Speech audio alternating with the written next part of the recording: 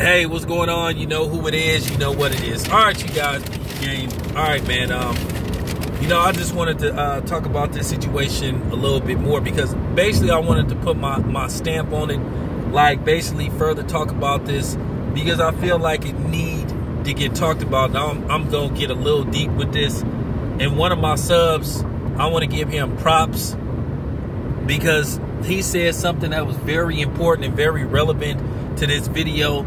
And it was deep and it was dope. Where he was talking about Andre Ward and Floyd Mayweather and their unblemished records and what that means to us. And you know what I mean by us. Now, we all remember the infamous interview with Fred and Andre Ward. Everybody saw that. I mean, when I say everybody saw that, if you didn't know who Fred Hawthorne was, you did after that interview. And I'm going to tell you right now, the aftermath of that interview just changed the landscape of a lot of things. I can tell you Fred single-handedly changed how media credentials are given out. And that's just the honest to God truth. And I am not dissing my man Fred. When I say Fred changed the landscape of how media credentials are, because I'm telling you now, shit got tight after the interview with Fred and Andre Ward. You know, and I will say this. Andre Ward said some things that I didn't like. I'm not going to go into all that. Not going to go deep into that. But at the end of the day,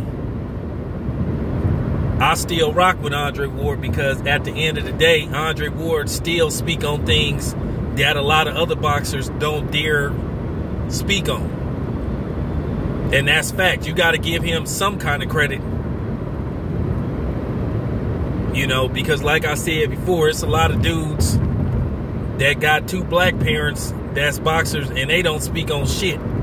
Still rocking Gucci, still shopping at H&M. You know what I'm saying? Can't wait to get their daily Starbucks coffee.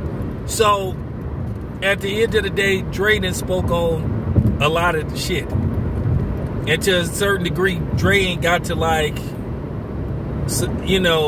Dre ain't got to verify who he is to nobody. He is who he is. And at the end of the day, let's just keep it in perspective. Dre was raised by his father until his father passed. So I understand some of the things he done said. Because I keep telling you, I'll talk to Dre off camera and on camera. You know what I'm saying? And trust me, Dre is very aware of a lot of shit. He know what it mean to keep his record intact. And at the end of the day, let's just face the fact. Canelo wasn't trying to offer Dre no real money. There ain't no $30 million out there for Andre Ward. And to be honest with you, from my knowledge, they never actually even contacted Andre Ward. But I'm going to ask him again. Did they ever contact him and send him a contract? Because Dre kept asking me, where did you hear this $30, $40 million stuff from? And like I told him, they was the ones putting it out. And Dre, at the end of the day, I'm going to tell you something. That man ain't finna come out of retirement and let Canelo damn handicap him. Where Canelo put stipulation on top of stipulation to where Dre don't have a at least semi-fair advantage to win this fight. They gonna weight drain him. And see, that's the thing with Canelo. You know, like I said before, people bitch whined and moaned when Floyd Mayweather was saying he was the A-side and all this time. Oh, fuck Floyd Mayweather. He a diva. He a diva. And like I said, Floyd wasn't putting the stipulations and contracts that Canelo was doing. Rehydration clauses. And then, like I said, Canelo got caught in a flat-out lie when he said, oh, there's no rehydration clause. There's no weight clause. They come to find out the day of the fight, there was. And then Not to mention the end results of what a lot of people thought of the fight, including myself. But as far as Dre not selling his O, that undefeated record mean a lot to him. And it was no way in hell he was going to sell it to Canelo and them, especially people like Canelo and Oscar De La Hoya. Whether you like it or not, Oscar De La Hoya is not a good dude. No matter who he have going to represent him and represent him in fights, and you know who I'm talking about, B-Hop, Oscar don't like people like me. That's fact. I don't give a damn about people getting mad and coming on here saying, hey man, you need to stop the, hey, I can say whatever the fuck I want to say. Because like I say, I know Oscar's history.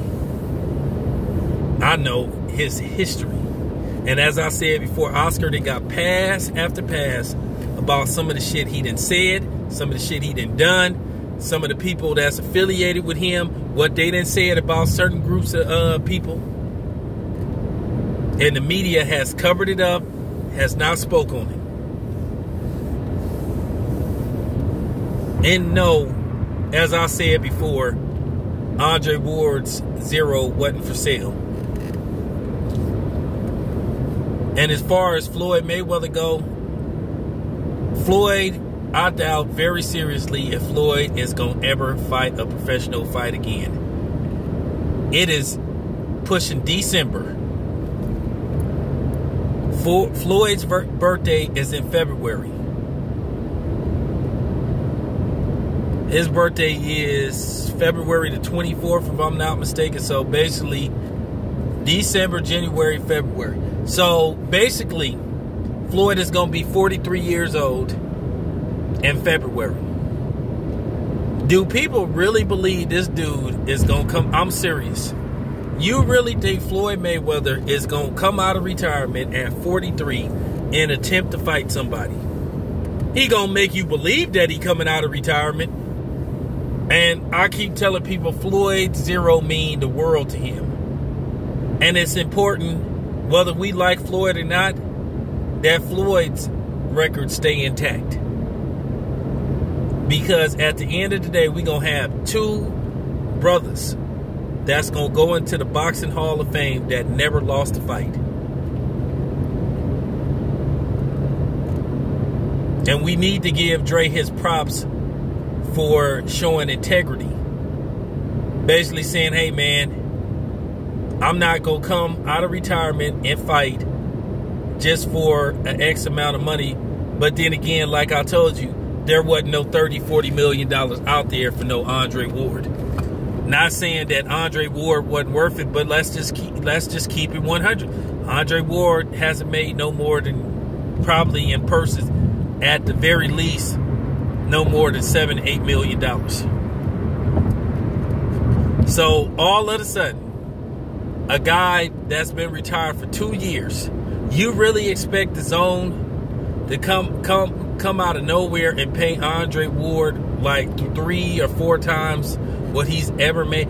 It didn't make sense. And I knew it was bullshit when it first got out there. You heard Dre, go look at my interviews. Dre was laughing at me.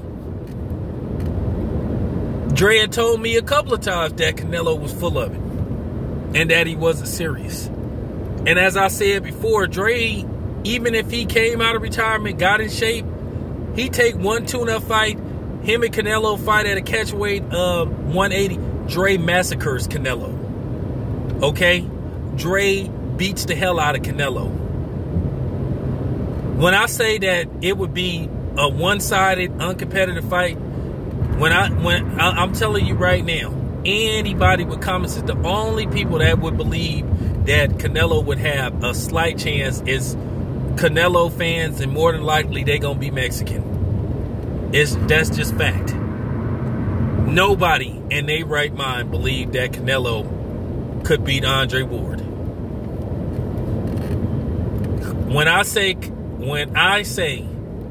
Andre Ward would demolish Canelo, he would demolish him. And like I said, Andre Ward, unlike Sergey Kovalev, he not getting his Greg Louganis on. Basically, he not deep sea diving. He not going Jack Cousteau.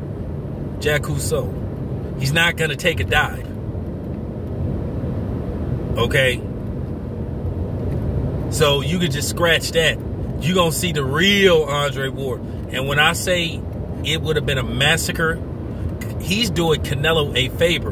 And then, of course, you have these dingy Canelo fans talking this shit that Andre Ward is ducking. How is Andre Ward ducking when he been retired for 2 years? Why didn't Canelo try to attempt to make this fight like 3 years ago? Why when Canelo fought Julio Cesar Chavez at 168, why didn't he offer Andre Ward a fight then? Because he know he would have got the shit beat out of him. And it was so funny. I pushed for this fight a few years ago. And people thought it was absurd. People said Andre Ward is too big for Canelo. But then at the end of the day, you got like Stan fans. That's like fans of the fighter instead of the fight game. Now, like I said, I am a fan of Floyd Mayweather, the fighter. But Floyd outside the ring, some of his antics, some of the things he's done and said is just preposterous. And it's deplorable and it's shameful, some of the things Floyd did and said. And I haven't forgot. But when it come to Dre, when did Dre like humiliate himself and talk some of the ridiculous stuff that Floyd has said? Because say what you want to say, Dre has always conducted himself with class and grace. He's a family man. He loves going to church.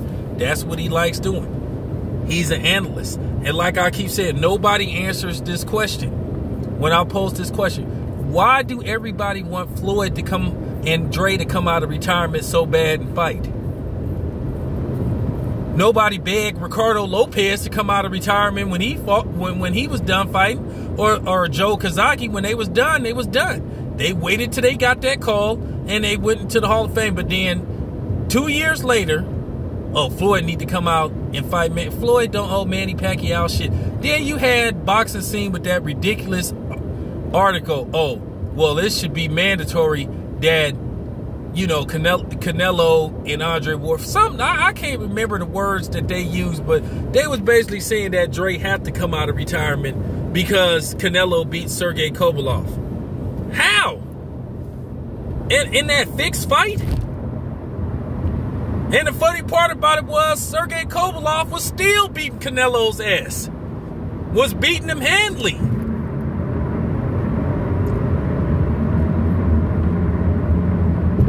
Like I said, until all of a sudden, it was like he got the signal to where it was time, all right, trying to take that dive. You know what I'm saying? So that's the difference. And I'm serious. I couldn't believe Boxing Scene did that. So it just goes to show you what time it is. A lot of people hate the fact that Dre and Floyd retired undefeated. And you can sit up there and say, well, I think Andre Ward lost the first fight to Sergey Kovalev. Well, it's on his, well, the BoxRec and Wikipedia says he won that fight. 3 judges say he won that fight. Same thing with Floyd. If you think he lost the first fight to Castillo, well, 3 judges said that Floyd won.